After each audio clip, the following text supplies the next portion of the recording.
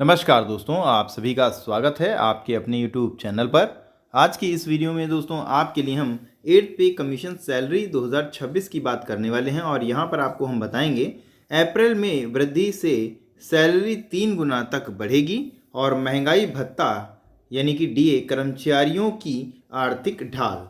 तो क्या है पूरा मामला, आइए दोस्तों यहाँ पर हम जानेंगे। तो आज की इस वीडियो को स्टार्ट करेंगे।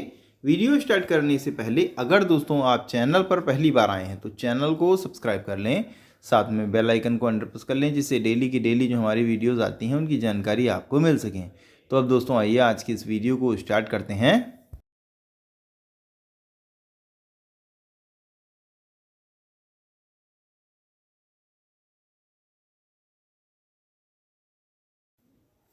केंद्र सरकार के कर्मचारियों और पेंशन भोगियों के लिए 2026 एक यादगार वर्ष साबित होने वाला है।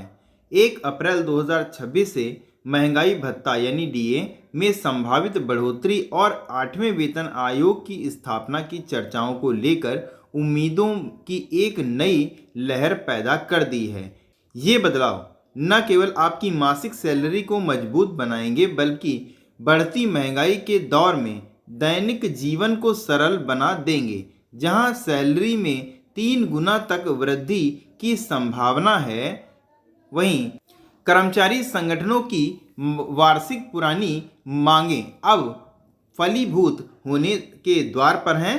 हाल के आर्थिक आंकड़ों और सरकारी संकेतों ने से साफ है कि सुधार व्यक्तिगत आय के साथ साथ देश की आर्थिक स्थिरता को भी मजबूत करेंगे। इस वीडियो में हम डीए हाइक और 8वें वेतन आयोग के हर पहलू को विस्तार से समझते हैं। आइए दोस्तों आगे हम देखेंगे महंगाई भत्ता यानी डीए कर्मचारियों की आर्थिक ढाल कैसे है, आइए जानते हैं। महंगाई भत्ता सरकारी कर्मचारियों के लिए एक महत्वपूर्ण वित्तीय सहारा है जो बाजार की बढ़ती कीमतों से बचाव करता है। यह उपभोक्ता मूल्य सूचकांक यानी सीपीआई पर आधारित होता है जो दूध, अनाज, ईंधन जैसी दैनिक ज़रूरतों की कीमतों को ट्रैक करता है। पिछले वर्षों में महंगाई दर में उछाल आने से 1 अप्रैल 2026 से डीए में 4 से 6% की वृद्धि की उम्मीद की जा रही है। डीए की समीक्षा हर 6 मास में होती है और कैबिनेट की मंजूरी के बाद लागू होता है।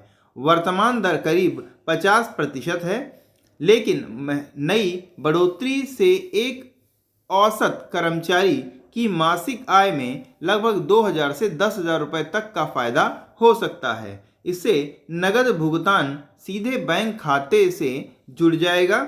डीए वृद्धि के प्रमुख लाभ क्या लाभ हैं, आइए दोस्तों यहाँ पर हम जानेंगे। लाभ के बारे में यहाँ पर हम देखेंगे। किराया, राशन और बिजली जैसी मासिक खर्चों में राहत मिलेगी। पेंशन भोगियों को राहत मिलेगी। राहत के रूप में आर्थिक धनराशि मिलेगी। बचत बढ़ाने और जीवन स्तर सुधारने में मदद होगी। परिवार के स्वास्थ्य और शिक्षा पर यात्रा पर खर्च आसान होगा।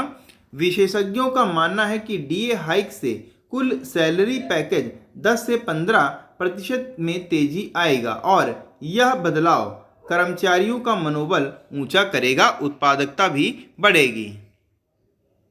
8वें वेतन आयोग में नया दौर क्या आएगा, नया दौर कैसे आएगा, आइए जानते हैं। 8वें वेतन आयोग का गठन 2026 में होने की मजबूत आशंका है, जो 7वें वेतन आयोग की 2016 की सिफारिशों को अपडेट करेगा। 7वें वेतन आयोग ने मूल वेतन को 7,000 से 18,000 रुपये किया था, लेकिन आज की महंगाई में यह पर्याप्त नहीं रहा।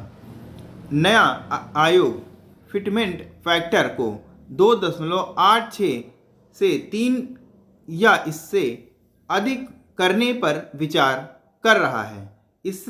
इससे बेसिक पे में ज़बरदस्त उछाल आएगा।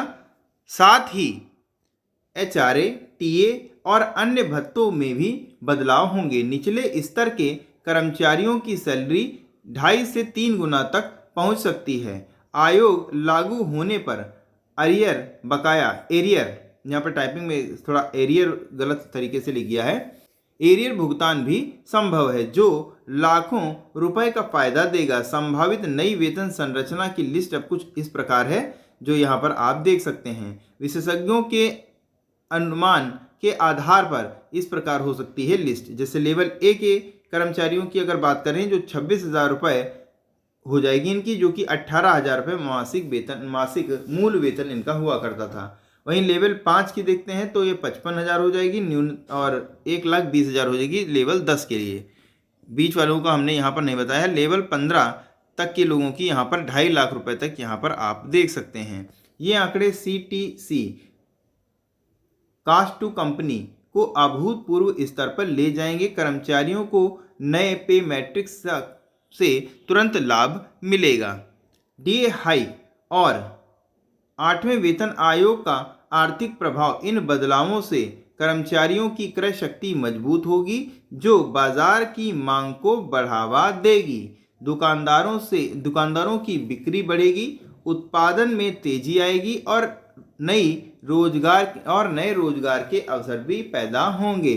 सरकारी खर्च बढ़ेगा लेकिन लंबे समय में GDP ग्रोथ 1 से 2% तक सुधार हो सकता है। पिछले 7वें वेतन आयोग के बाद उपभोग में 20% की वृद्धि हुई थी। इसी तरह नया दौर अर्थव्यवस्था को गति देगा। ग्रामीण और शहरी दोनों क्षेत्रों में सकारात्मक अवसर दिखेंगे। विशेष वर्गों के लिए क्या लाभ होंगे अब यहाँ पर हम देखेंगे। निम्न आय वर्ग को सबसे ज़्यादा राहत मिलेगी। महिला कर्मचारियों और ग्रामीण स्टाफ के लिए प्रोत्साहन होगा। NP यानी नेशनल पेंशन सिस्टम जैसे फंड में वृद्धि होगी। रिटायर के बाद सुरक्षित भविष्य यहाँ पर हो सकेगा।